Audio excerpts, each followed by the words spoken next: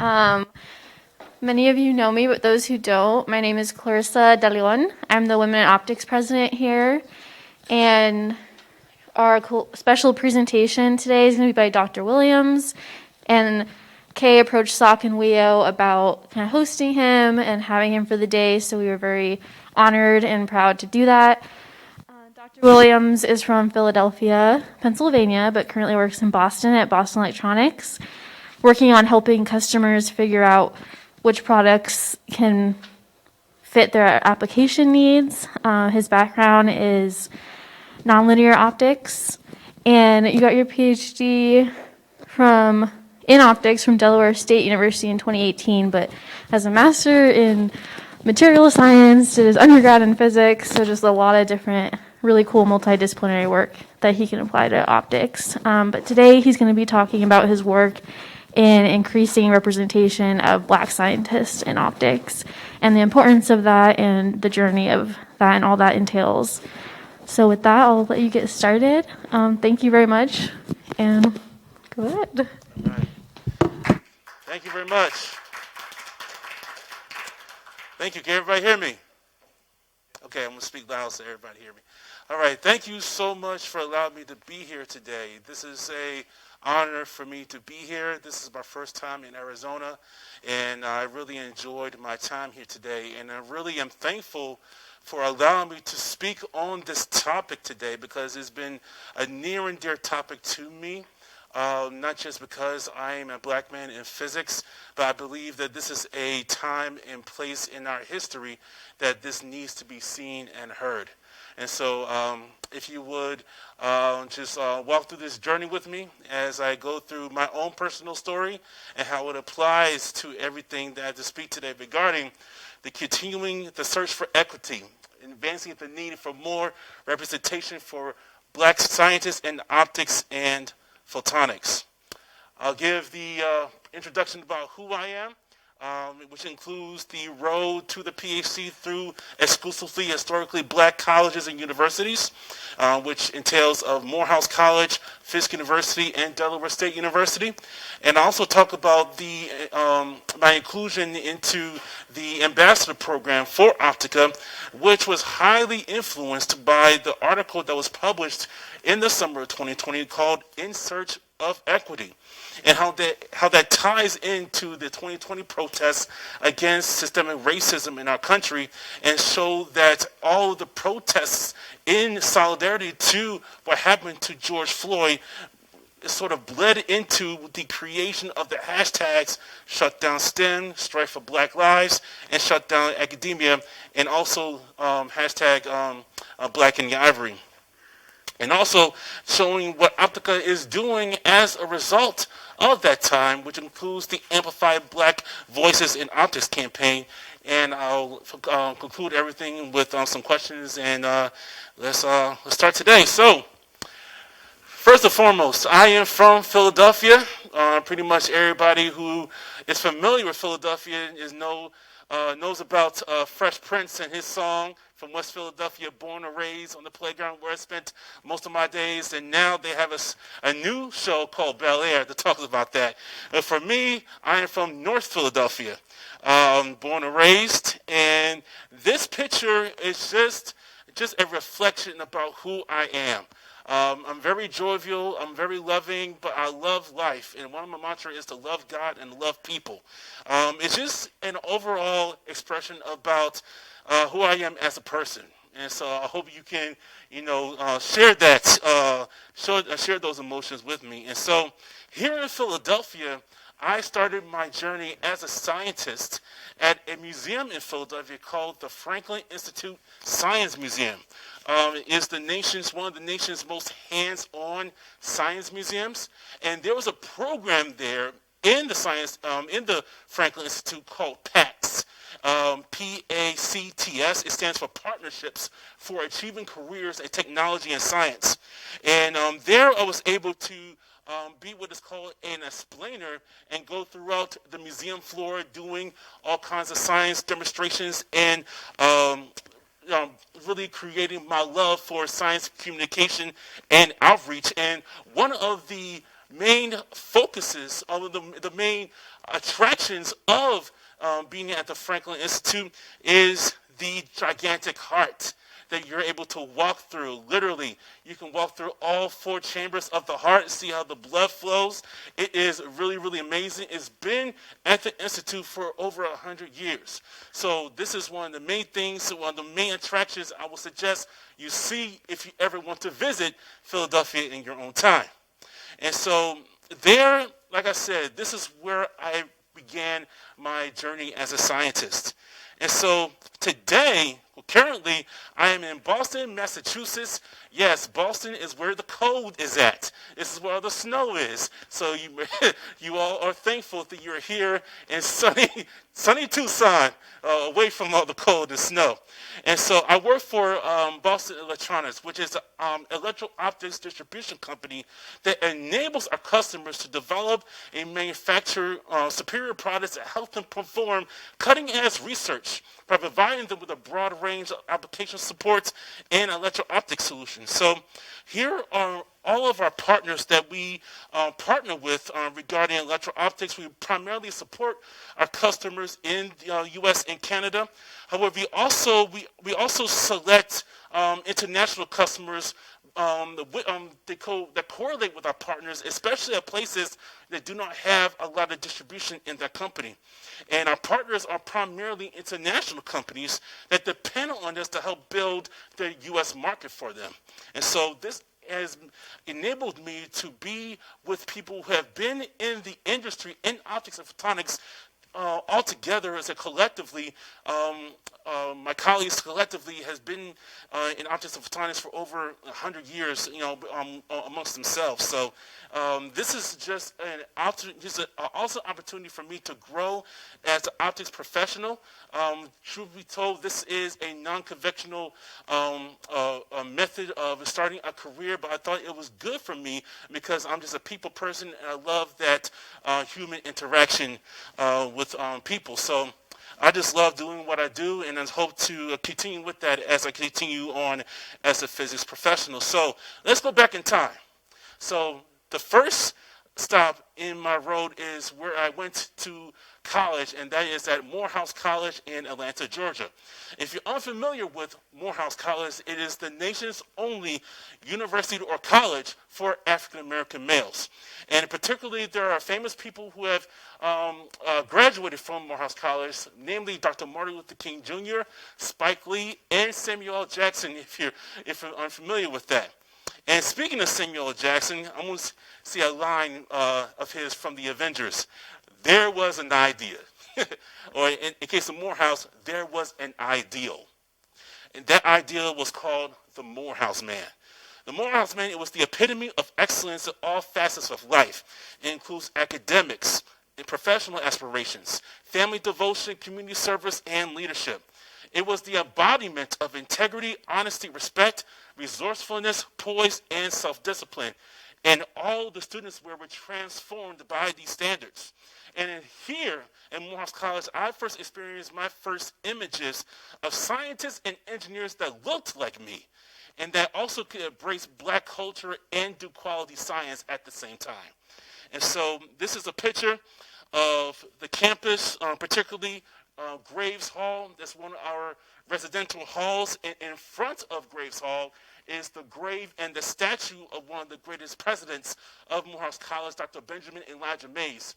And on the right, we have a picture of, well, I have a statue of Dr. Martin Luther King Jr. in front of the Martin Luther King International Chapel. And here am I in my Morehouse Gab for one of our homecoming celebrations. And I still have that jersey today. And so the next step in my road towards the doctorate is going to Fisk University in Nashville, Tennessee. If you're unfamiliar with Fisk University is the #1 producer of black students earning their master's degrees. And in here, I joined what is called the Fisk Vanderbilt Master's to Ph.D. Bridge Program, which was created to help improve the demographic representation of underrepresented minorities in STEM. And particularly, it has, to this day, an 83 PhD success rate, which is clearly higher than the national average. And so here am I.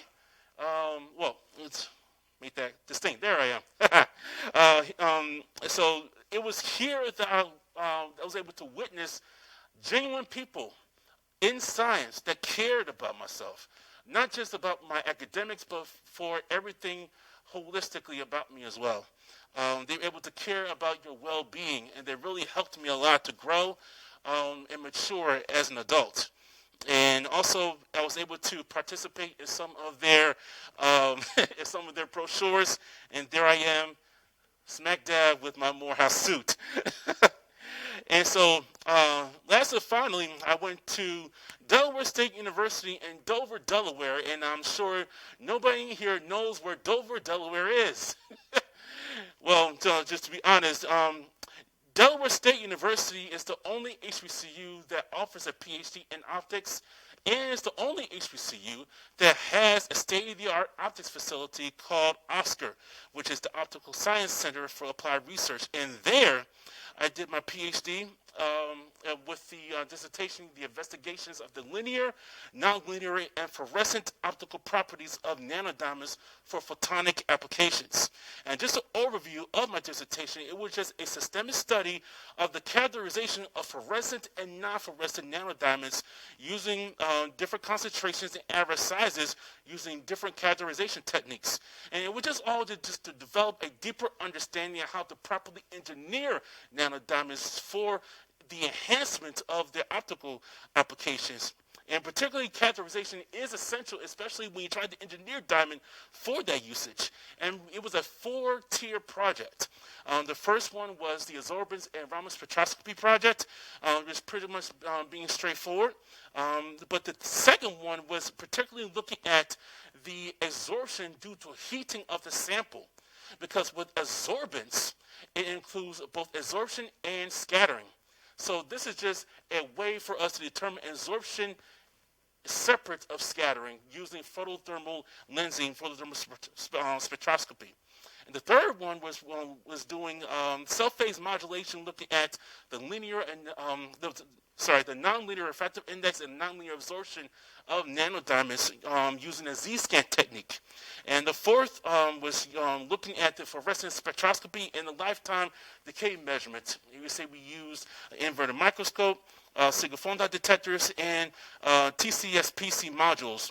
And particularly, this particular experiment can lead to different advances in biosensing and nanoscale sensing, which has unprecedented sensitivity, resolution, and precision, mainly because the fluorescence spectra can determine stability, the quantum efficiency, and the charge states of NV centers. And so particularly, this is the picture of the building where I spent the majority of my time, and particularly my time here at Delaware State allowed me to have more of an opportunity to go to different things regarding joining different international organizations like Optica and SPIE. And so this is myself in 2015 for our SPIE Optica congressional visit, where I lobbied for different I lobbied to the congressional staff of Delaware, my representative and the congressman staff regarding the National Photonics Initiative.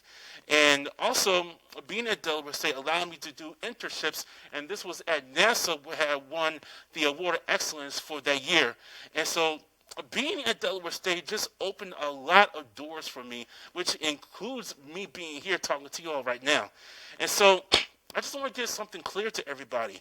My journey included all HBCUs. And so in case you're wondering why were HBCUs created in the first place, you have to understand the history.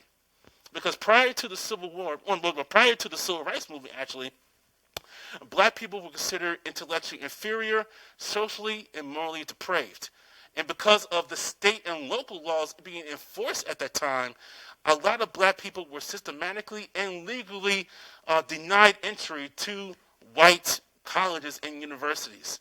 And so in response to that, a lot of people, a lot of black people and some white people created colleges mainly for black achievement and scholarship. And so being at an HBCU was not a cakewalk, to say the least. But I really grew as a result, and I would say I produced a lot of fruit during that time. So here are my graduation photos from me being at Morehouse. This is at Fisk, and this is lastly at Delaware State University. So the next start of my journey involves being an ambassador for Optica. And so I would like to share with you, the vision of the rebranding, because as we all know, Optica had rebranded from being the Optical Society. And I just want to be your own very personal narrator, if you will, regarding the essence of this new branding. So, with over 100 years, let me start this. Here we go. With over 100 years of history, Optica has prided itself as the leading global professional association in optics and photonics. Optica produces quality research, enables inspiring interactions at meetings and networking events, and provides dedicated resources to help optics and photonics professionals amplify their career. And Optica is much more than just a membership organization. Optica is a trusted source of timely, relevant, and high-quality information for all types of optics and photonics professionals. We enable the community to build quality relationships with colleagues, customers, and leaders from around the world. And Optica has had a critical role in the expansion of optics and photonics. Growth in life science-based technology has been evidenced by growth of 24% in the last 5 years.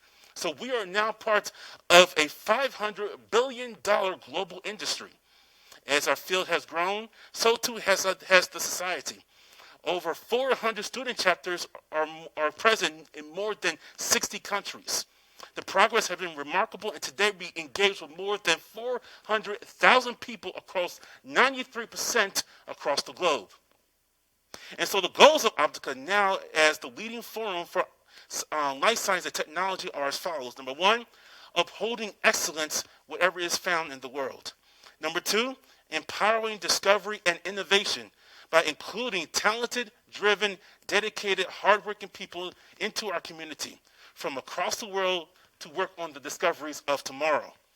Number three, connecting our worldwide community through science in a constantly changing world. And number four, advocating for those in the field to ensure our community grows and our society thrives. And so being part of the ambassador program has been a really privilege, a really big privilege for me. As an ambassador, I'm able to share my experiences, as I'm doing now, with students and early career professionals. I'm able to give career advice, technical knowledge, professional development training, and provide mentorship. And as being a travel lecturer, I'm able to meet with different people and different institutions all across the world. I'm able to network with different professionals, including Nobel laureates and Optica leaders. And so I really am very grateful for being in the position today. However, I do want to say that 2 years ago, I personally did not seek out to become an ambassador prior to what happened in 2020. And it was actually this statement that was produced by the OSA ambassadors, what they called themselves at the time, regarding what happened. And I read, "Science lives in a society affected by, and in many ways, built upon systemic racism. As OSA ambassadors, we are committed to fighting for justice, equality, integrity, and inclusivity in the scientific community and beyond. We recognize we need to do more by sustainably supporting, amplifying, and promoting Black scientists, engineers, and students. Black Lives Matter." So I don't think you understand how huge what this was for me. For me, being a Black scientist, I thought that I couldn't trust any particular organization to make such a bold statement like this. But seeing how they saw it was the right time to put this out there, I thought this was the right time for me to join as an ambassador. And particularly, this had followed up with the article, Search and Equity, in OPN magazine. And this article was published in September of 2020. It was written in response to the death of George Floyd, which prompted considerable public soul-searching by U.S. companies and institutions regarding the inadequacy of their own efforts toward equity and inclusion. And there was a study that was included in this article, and it was called the Diversity Innovation Paradox, which found that demographically unrepresented students in Ph.D. programs tend to innovate at higher rates than majority students, yet owing to deeply entrenched biases, minority students' contributions tend to be discounted and devalued in the same settings. And if you want to have more proof of this statement, this this is a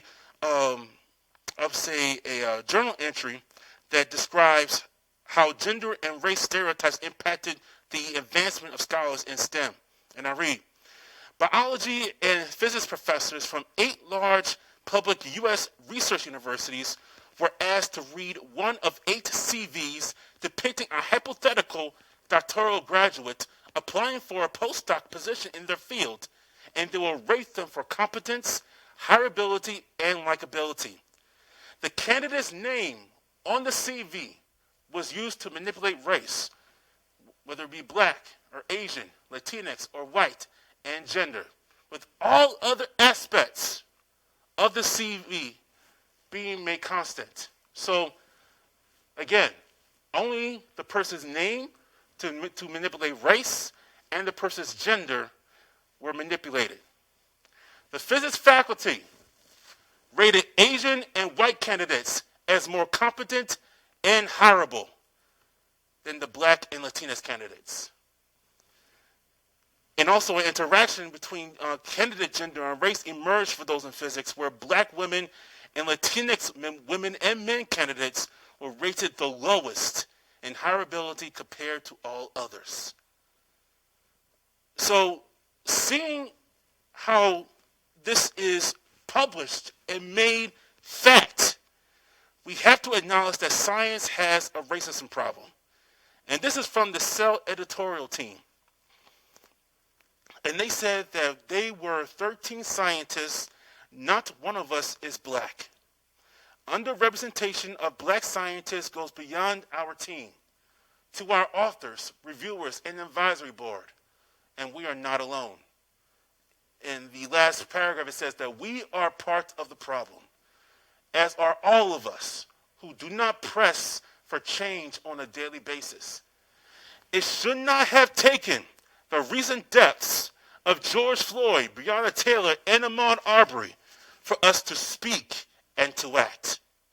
We are asking ourselves, what can we do to be stronger allies, to be stronger anti-racists?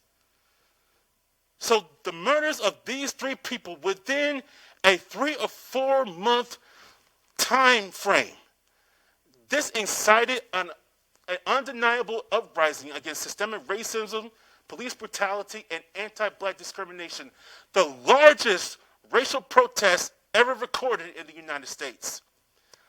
And so we have to look at what has transpired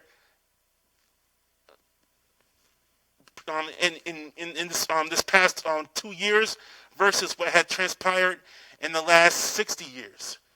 And so if you look at these 2 images, you can say that you see Dr. Martin Luther King Jr. marching for civil rights, but you also see the people on the right also marching for civil rights.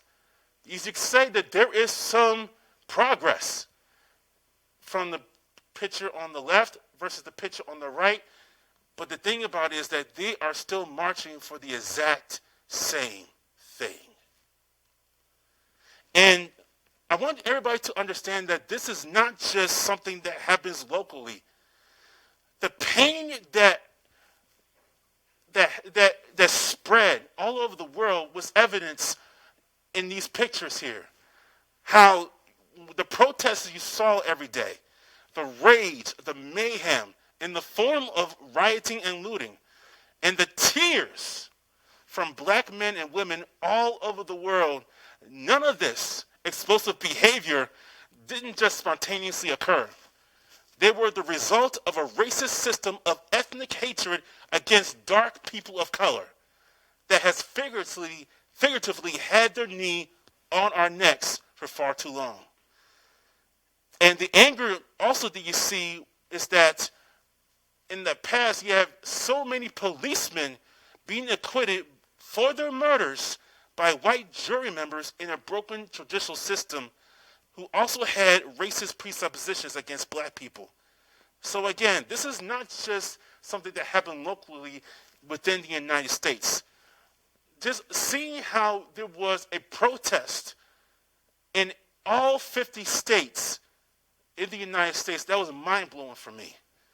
I never seen that or never heard of that in my entire life, but also there are protests for George Floyd all over the world. I'm talking about places in South Korea, Germany, Ireland, Brazil, London, England, even Iran.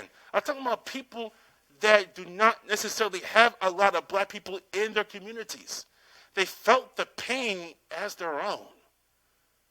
And so this is something that has to be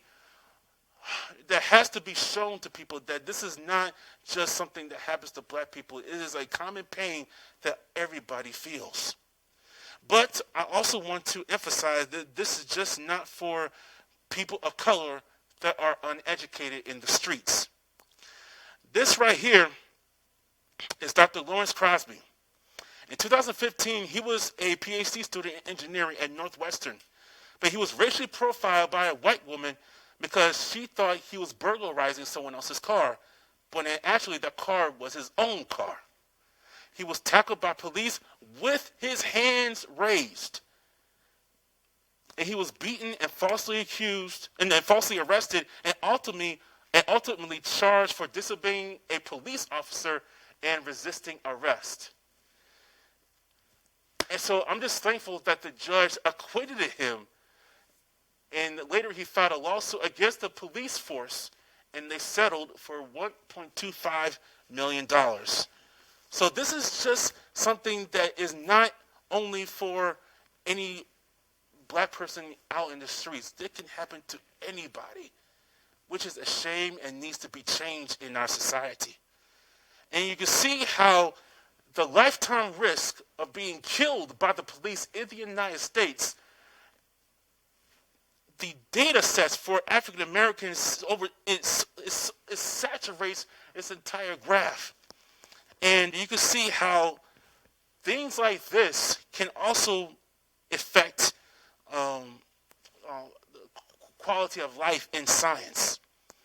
And so these are, this is a graph for scientists and engineers working in science and engineering occupations in 2015.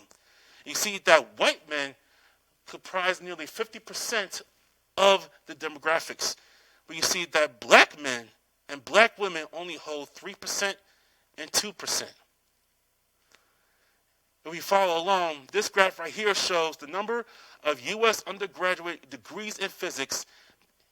They had tripled by 2020 compared to 1999. Although the absolute number of black physics majors also rose, the share of the total their share of the total had also plummeted.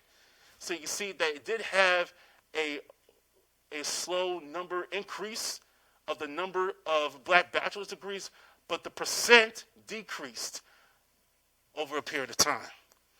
And over here, if you can see, these are just depictions of institutions that had black majors. And right here, I'm not sure you can see this, but it says 260 institutions, they had no black majors. The majority of black majors came from HBCUs, and the number one producer for black physics majors was Morehouse College. So I had to put that in there. And so you can also see that the level of PhDs awarded to African Americans has remained static over what? This is 20 years. It has remained the same. While we have our Hispanic demographic population, PhDs awarding steadily rising over the past 20 years. We also look at the debt that many black people go through as a result of trying to get education. You say that 81% of black people have educational debt, while only 53% are white. And so this hits home for me because I earned my PhD in 2018. So if you look at this bar graph right here, I fit right in here amongst the red. What we say that our white counterparts has oversaturated this entire graph. And lastly, we'll look at the comparison of race and ethnicities in physics PhDs. And so I just want to hit this home. For African Americans, who comprise only 13.4% of the population in 2019, we had only comprised less than 1% of all physics PhDs. So something has to change because I don't want anything, I don't want my particular demographic to just be swept under the rug and just go away.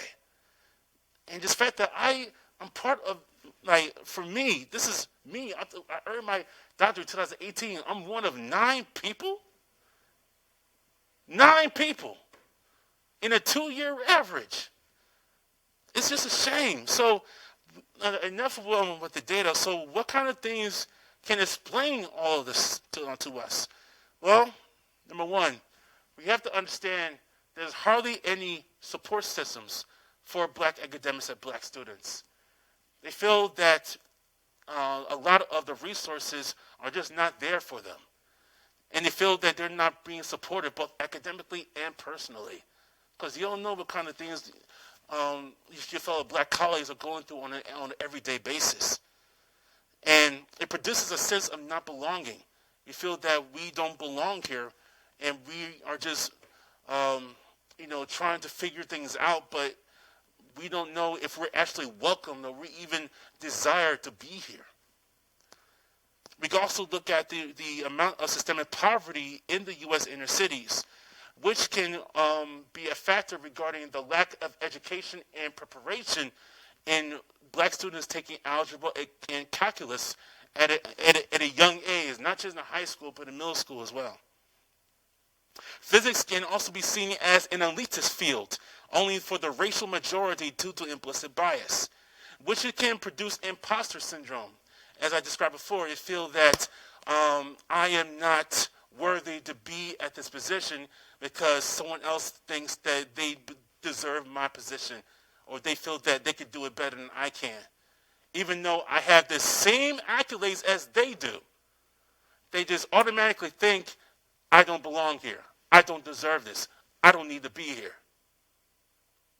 And that causes a lot of mental issues regarding black Americans wanting to be in the science community, wanting to belong, wanting to be amongst the best.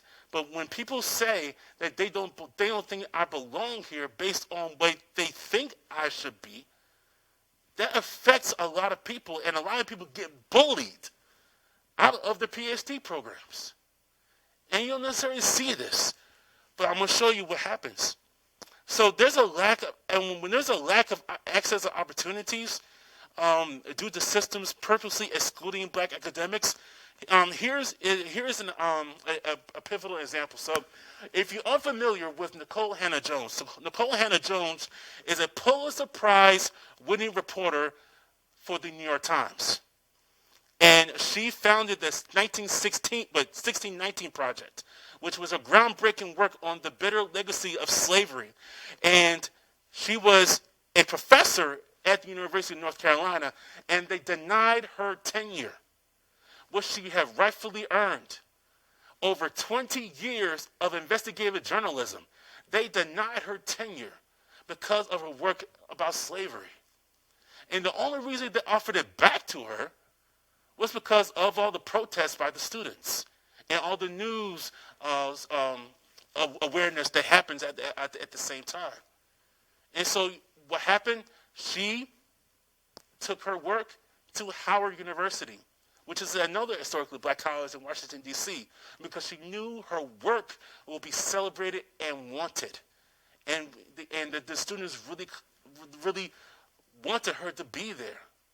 So we as intellectuals and researchers, we just don't want to be tolerated.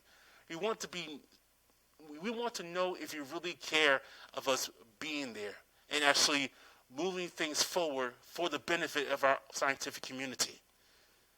And this produces a sense of invisibility, not just about the lack of images of black PhDs in STEM.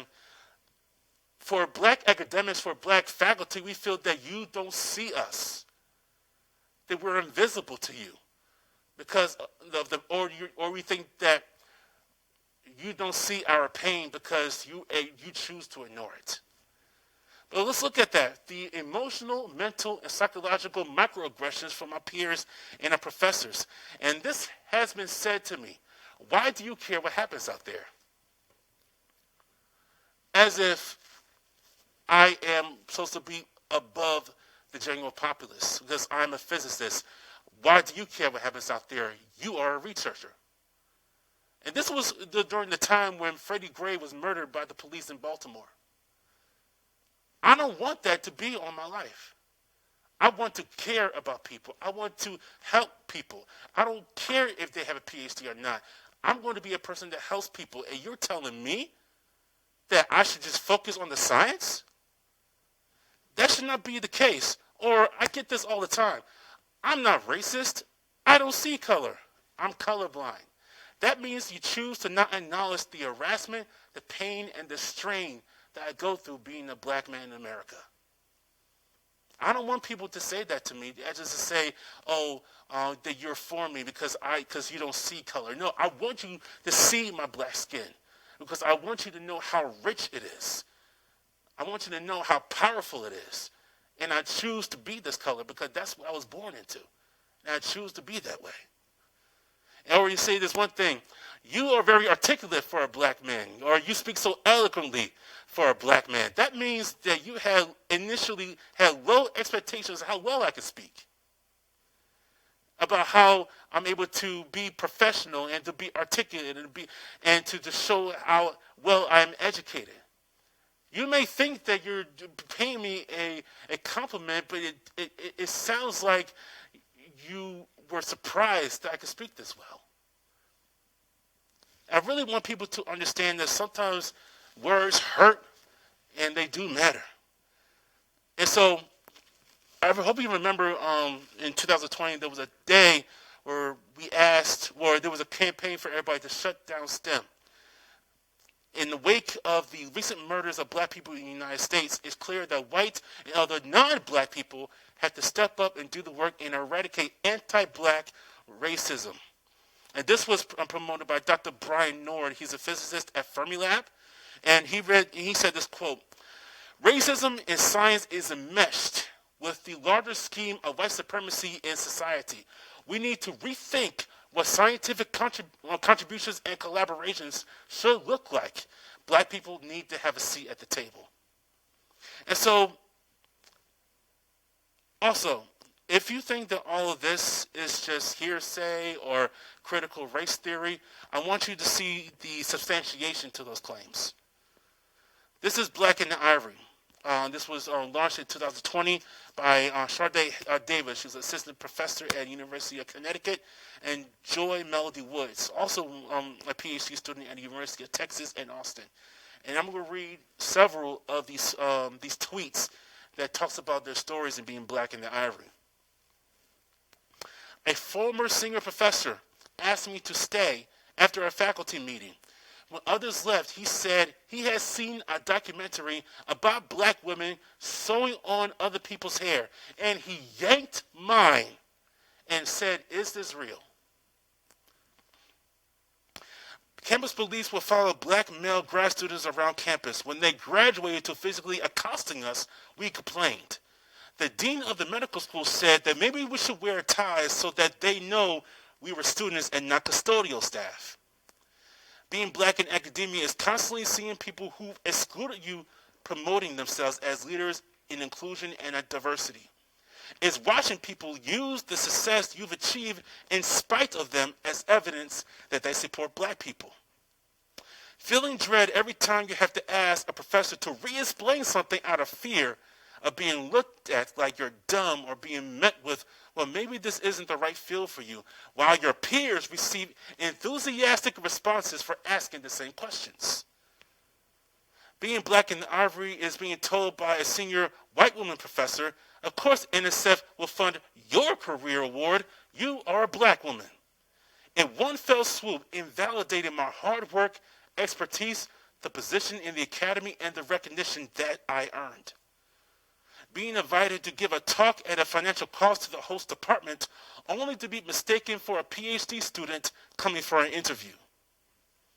It's finally mustering the courage to tell your advisor that you're experiencing microaggressions in the research group, only for your advisor to tell you that the group members didn't mean it or you're just over-exaggerating. And this is a non-black person, but he's describing what happened to his friend in grad school who dropped out because of his advisor, and this is the response. What you're reading in Black in the Ivory has two filters that suggest the situation may be even worse than it appears. One, survivor bias. You're seeing the people who stayed. And two, publication bias, the stories that feel safe to share publicly. And this hits home for me because this is a person I know at Harvard. A week after I got my acceptance letter to a Harvard physics PhD program, students made sure to inform me it was because there was no black woman in physics. And the response was saying that I have almost never accomplished something without someone telling me I was the diversity hire, as if my application materials were just a picture of my face. This right here is really offensive because this particular scientific journal published medical interventions that take less than 8 minutes and 46 seconds without even mentioning George Floyd or Black Lives Matter. And this is an actual medical journal, and this was published. And people actually believe they can get away from this. Black in the Ivory is when a history professor brings me in the front of the class, closes the door, and says to the class, Ruben, you're a strong black guy. You would have been the perfect slave. This is real. This is real. This is not a fairy tale. This happens to students all the time. My TA thought I plagiarized a paper based on the quality of writing, reporting me. I showed the professor my revision history, and he apologized, said I should take it as a compliment. Then he asked if I had ever considered an English PhD. All because you can write well? In medical school, when I struggled with neurology as a first-year student, I was told, you should accept this isn't your thing, and you should accept your poor performance, while countless white students were offered one-on-one tutoring.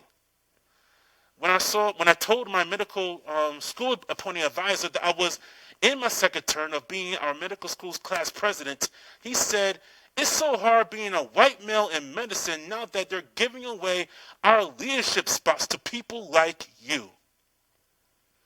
I was reprimanded by the dean for advocating that the hiring committee I was on interview a prospective black applicant.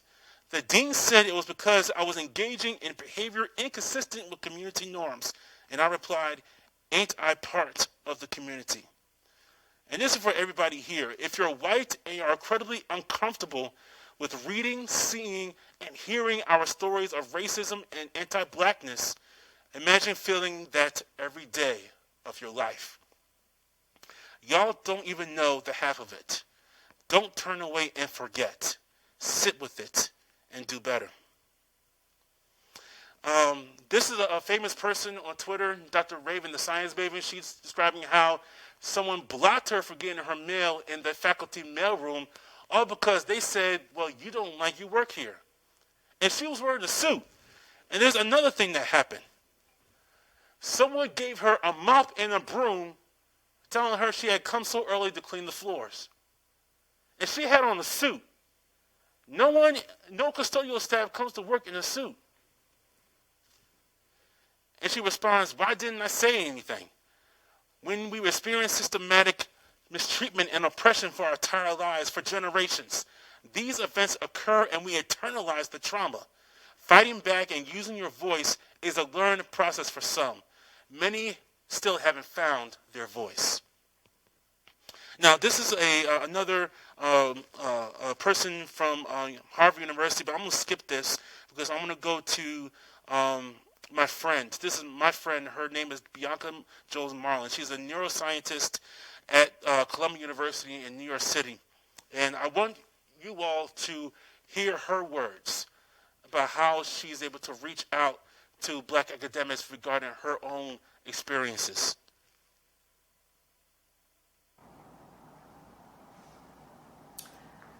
Hi, my name is Bianca Jones Marlin. I'm a postdoc in neuroscience. And I want to speak to my black scientist colleagues, grad students, trainees, the black students in the community. I want you to know, and this is because I feel like there have been times where I need to be told this, that your presence in science is important, that your purpose in science is seen, and that you are essential in your communities, in the scientific community, in the world as a whole, to make the world a better place. I remember maybe 2 years ago, during another obvious blatant stream of racial injustice, that I had no one to reach out to that I thought would understand just the heaviness of the situation. And I had to sit through lab meeting while people were happy-go-lucky when we found out earlier today that someone was murdered unjustly. A black person was murdered unjustly. And there's no comment said. I felt like if I was to bring it up, I would be burdening other people with something that was specific to me and not specific to us as a whole, as a country as a whole. And that feeling is heavy, and I think it's unnecessary, which is why I want to make myself available to you. Send me a message. I'm here to hear your stories. I'm here to hear the way you feel about the situation. I'm here to sit with you in silence about the situation. I know it's harder now because we're not sitting in the back of a conference room feeling this heaviness and being able to slunk down in our seat and ignore it.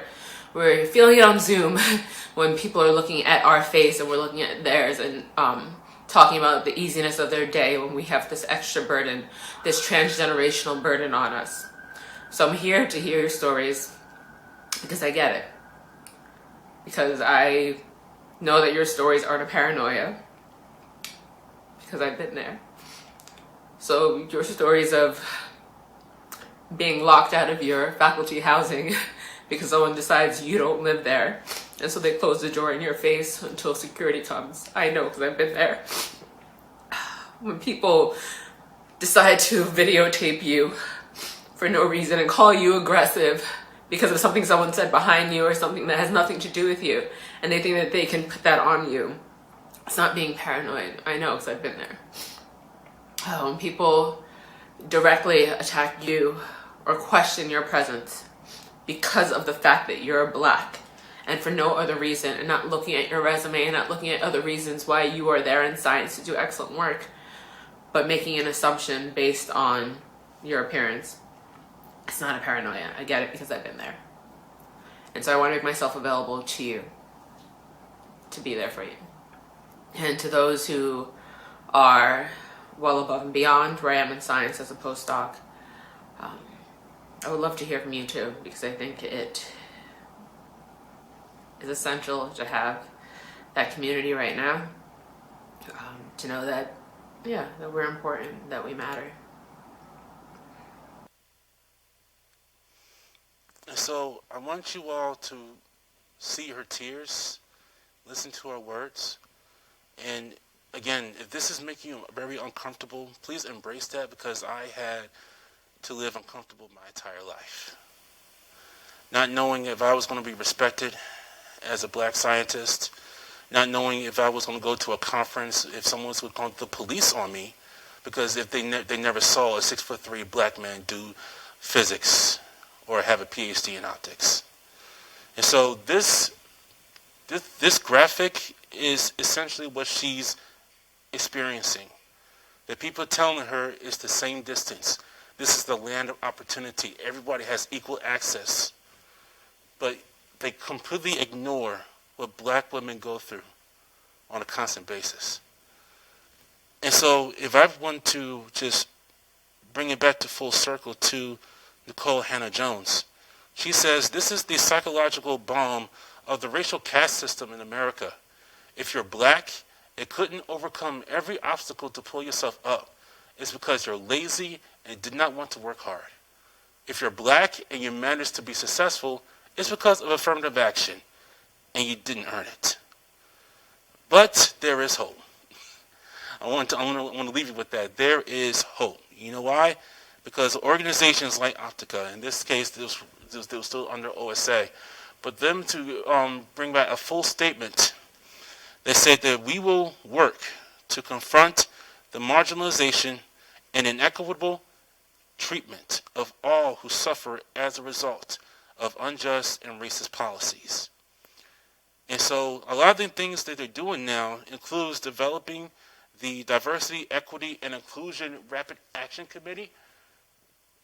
And you can go to the Optic website to see what they're doing on there. But I really want to emphasize the Amplify Scholarship because this was just announced last week.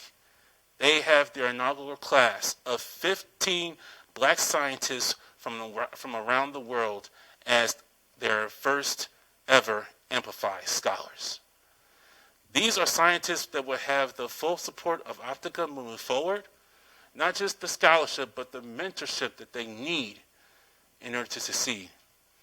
And I also did a podcast with some of my own colleagues regarding how we persevere past doubt, adversity, and challenges. I'm hoping they will release that soon because it's really powerful stuff. But here are some images of several people in optics that you should know. This is Dr. Christine Hendon.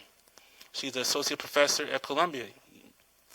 This is Dr. Desiree Whitmore. She's also a science communicator at the Exploratorium in San Francisco. This is Dr. Mayatu Bell. She's the post-lab director in Johns Hopkins University. This is Dr. Joshua Burrow. He's a recently christened Ph.D. and he's at Brown University. This is my friend George, who is at the University of St. Andrews in the United Kingdom. And this is Dr. Kimani Toussaint. He's the Senior Associate Dean at Brown University, and he's also from West Philadelphia. I just found that out a couple of weeks ago. So you do have somebody from West Philadelphia, born and raised, getting a Ph.D. in optics. So that's pretty awesome. So, how to be an ally for your black colleagues. Number one, just keep it simple. Just care. Just care about us. Listen to us. Don't interject your own beliefs. Sit us down, have coffee with us, and listen to our stories. And believe us. Believe us when we tell you things are happening. Don't try to disregard it because it doesn't happen to you, or you don't see it, or other people don't see it, or it doesn't happen to them. Please don't disregard us.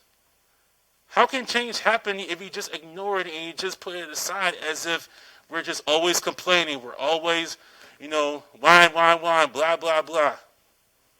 No, there's some truth to everything we say. Educate yourself on the rich history of black optical scientists and HBCUs.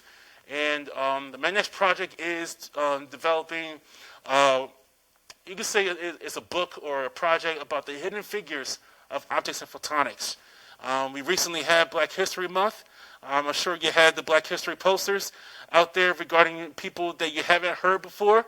There are other people that you had not heard before that have done excellent work in the advancement of optics, and they have invented a lot of optical instruments over the years that a lot of people do not associate them to. You think a white person invented them? No, they were invented by a black person.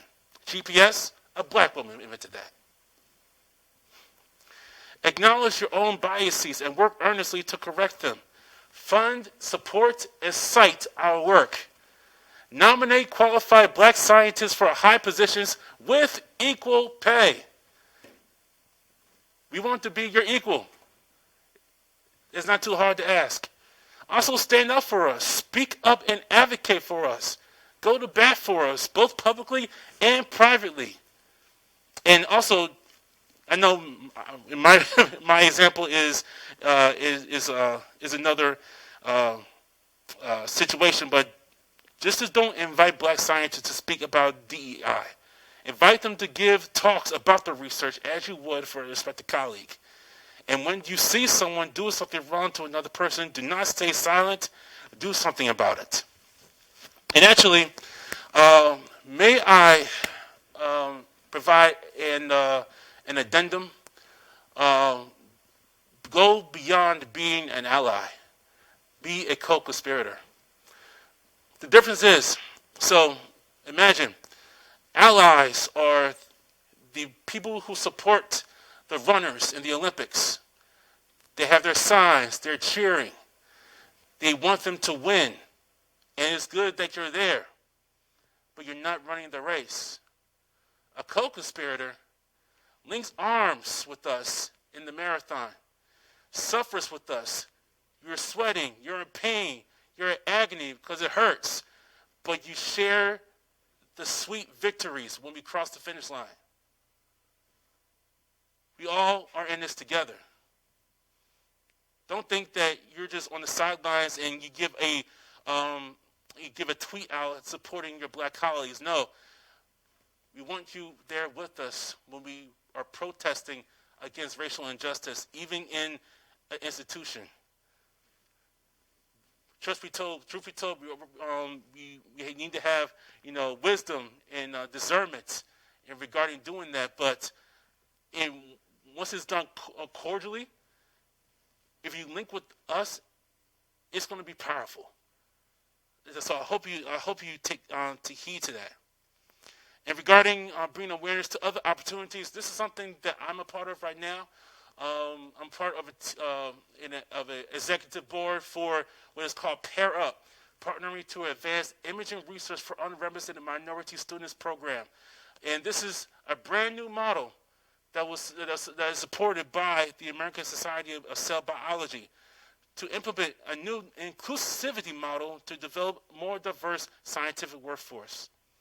And also, there was a report released back in December by the American Institutes of Research about the Fisk-Vanderbilt Bridge program. And I showed that African American students are 30% points and Hispanic students 38 percentage points higher, and they're more likely to graduate. Black and African American students earning their master's via the Bridge program additionally go on to earn a Ph.D. at a rate nearly 75% higher than the national STEM average. So there are programs that work. There are programs that give people hope. There are programs that are out there. And I hope that a program could be implemented here, because I guarantee you there's going to be a lot of positive change once that happens. And so these are different resources that you can look up yourself.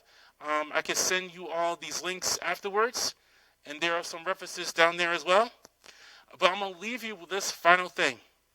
So, in 2016, I went to my first ever SPIE conference in San Diego. It was Optics and Photonics. And I went to the town hall. There was a person who asked the CEO at the time, Dr. Eugene Arthurs, a question. He asked, what can we do to bring optics awareness and optics outreach to third world countries? And Dr. Arthurs responded, before we even think about going to other countries, we need to reach the inner city black and Latino communities first. That encouraged me so much because I thought at that time I was the only black American born and raised at the conference. I had come from the inner city where people had written off those kids as being too unintelligent or saying they do not have the propensity to learn complex science. They just need consistent encouragement and the opportunity. So, I'd like to thank you all for listening to me today. Please follow us on Twitter with the hashtag, with the Twitter handle Black in Optics, and also with the hashtag Black in Photonics. If you need to reach out to me, my email is right there and my Twitter handle is right there. But I like to leave with this final image. It took the math of a black woman to get all of us to reach the stars. Thank you very much.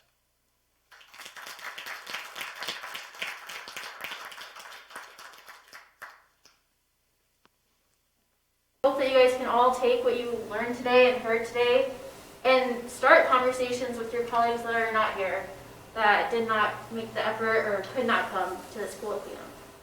So please do not let this ideals and this message stay within the walls of this room. Please share it throughout the college. And with that, I think you're open for questions, right? Yes. Any questions, anybody? Yes. The wonderful talk. I wonder if you could speak more to the bridge program or other examples of mechanisms for increasing representation.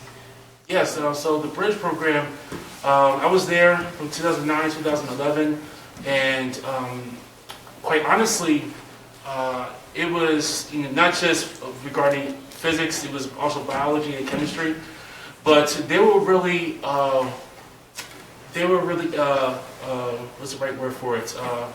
They really wanted to see us succeed, and they were willing to provide the time and the patience to help us succeed. And so, actually, the more of the details about the success is in that report, so you can read that. But for me, I generally loved it because I was able to have one-on-one interactions with my professors, and we had weekly meetings where we were able to help develop each other professionally. But at the same time, it was like we all had a personal responsibility to help each other. It wasn't I'm just here for a program and you just try to solve it yourself. It wasn't they didn't throw us into the into the sea and just told us sink or swim. No, they knew that we needed help, and they were willing to provide the mentorship and just I would say like I said, the word I kept saying was empathy. That was a huge spot for me, and just being able to challenge us. It wasn't anything they had to do. They didn't decrease the expectations of success. They challenged us, but they knew that we needed other help regarding our psyche and even any type of mental health issues. So it was just all inclusive program.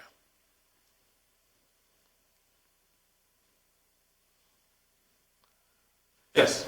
So how do you balance diversity inclusion with merit? For example, a famous professor, Jordan Peterson from UC Toronto, he cited that he's not getting any more qualified students because of diversity inclusion, and that it's almost impossible for a white male as qualified to come in. So what do you have to say to those people who say that diversity inclusion comes at a trade-off with merit? What do you have to say to those people? So I heard you say diversity and inclusion versus Merit, yeah. Merit. Merit versus merit. Yeah. I think it's more so you have to believe that merit can happen regardless of what color you have. Diversity and inclusion, for me, in being primarily with race, you should value the person and their potential. You should never ever depict a person's potential based on a person's race. You should never say this person is black, so this person can only go so high. The reason why that people in America only know about two scientists on TV all the time, which are Neil deGrasse Tyson and Sylvester James Gates. Those are the only two people really know, because either the systems at large prevent other scientists to be widely known, or they truly believe that no other scientist deserves to have that particular, exposure.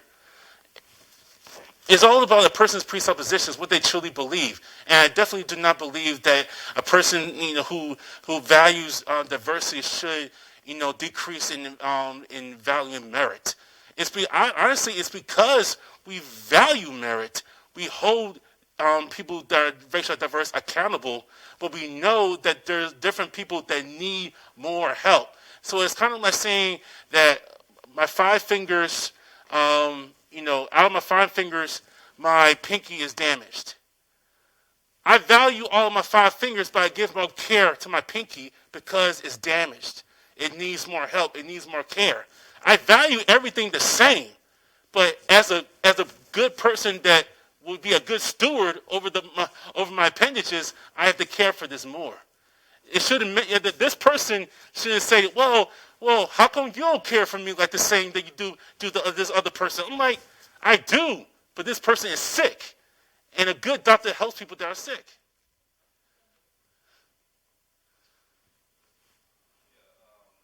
I think that to follow up on what you said and what you were saying, I think it harkens back to the beginnings and the origin of a person's academic experience. Yes. Because, for me personally, I came from inner city Chicago. And even though I did go to private schools at the time, the academic curriculum was lacking. Mm-hmm. So I think that it's very important to reach back to the origins of a person's academic experience. I've taught at community colleges, Pima Community College out here, Mesa Community College, ASU, Chandler Gilbert Community College. I taught at Primavera Online High School. I taught at Paradise Valley Christian Preparatory. And I've seen a wide variety of different, I had the opportunity to see a wide variety of different experiences with regard to a person's academic aptitude at that level. I mean, I've taught students who were in 11th, 12th grade who had 6th or 7th grade education levels. Mm-hmm. And I've also taught calculus, pre-calculus, physics, and algebra to high school students who are going on to college, And I think that I've seen the diversity where, let me just preface this with saying that the students who were taught the higher level math and physics were primarily white students. Mm-hmm. The people who suffered academically and had problems behaving themselves came from disadvantaged backgrounds. And so I've also had the opportunity to be a student and a researcher myself. I went to U of A as an optical science student between 2017 and 2019. And I didn't take a physics class until I got to college, and I suffered because of that. Mm-hmm. And even though this was my second career as a student, coming back into the fray of being a student here at the U of A, I felt the need for more preparation, even though I have a Ph.D. in physics. Yeah. So just to nail down the need, where the need lies. Yeah. The need lies at the beginning stages Yes. of our development, so Yes. that we can actually compete. Yes. Because without that harness, it's virtually impossible to come into the fray, so to speak, and be exposed to these different types of maths and sciences, and not be able to keep up with our peers because we lack in some area here or there. Yes. And it just does not fold in well with everybody else because of that. May not necessarily be only race, even though, as I experienced here myself when we were speaking about this, some of that did come into play, even here. Okay? Mm-hmm. So that's all I have to say about that. Thank you for speaking. Thank you for that. Thank you so much. Any other questions? There's a there's a great book by the neuroscientist David Eagleman, and he touches on some of the implicit biases of human minds. Highly recommend it, whether it's color, shape, size, sex, whatever. Yeah.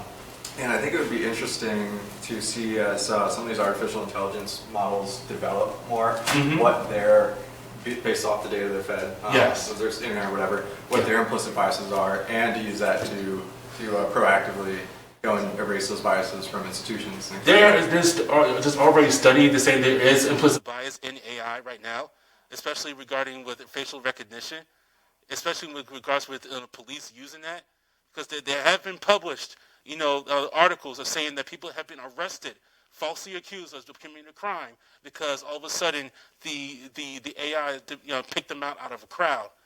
But the AI, if you look at the data, it clearly looks at white faces more distinctively than it does black faces. So in a pool of black faces, you can say that all of them look the same. That's a racist presupposition right there. And it's embedded in the software. So you have to look at the software engineers who are promoting this, who are putting this in, saying that this is, ready for, the popular use. But you can see how much pain it brings to dark people of color, not just black people, but dark people of color, and to say that this is something that is advancing the culture. This is horrible. But yeah, thank you for saying that. Yeah. Yes, sir. I'd like to add a comment. It's going back to one of the earlier one on, merit versus diversity inclusion. Most of you don't know me here, but the end of my career was as an executive at an aerospace company, Ball Aerospace, and they certainly tried and still are trying to move the needle into diversity. I'll tell you their view, in my view, because I worked more in industry than academia. I'm not an academic type. But everything we did was very important at how the team performed. And every time they looked at it, as they added diversity to the team, it wasn't a question of merit versus diversity. Your merit, if your merit is how well that team performs, went up with the diversity. Yes. There's no threat to anyone that's currently worked there. They all do better. There's plenty of jobs, especially in this industry. That's right. And you think about it, with those collective of people, they have different experiences, different perspectives, and how to solve different problems. And a lot of times when people solve problems, especially in my case, we had to be so creative because of our lack of resources. But you think about that, if you put that in an industry perspective, we can actually save money based on that creativity. So there's no end to how far diversity in America can bring. Thank you. Any more questions? Okay, let's Thank you so much.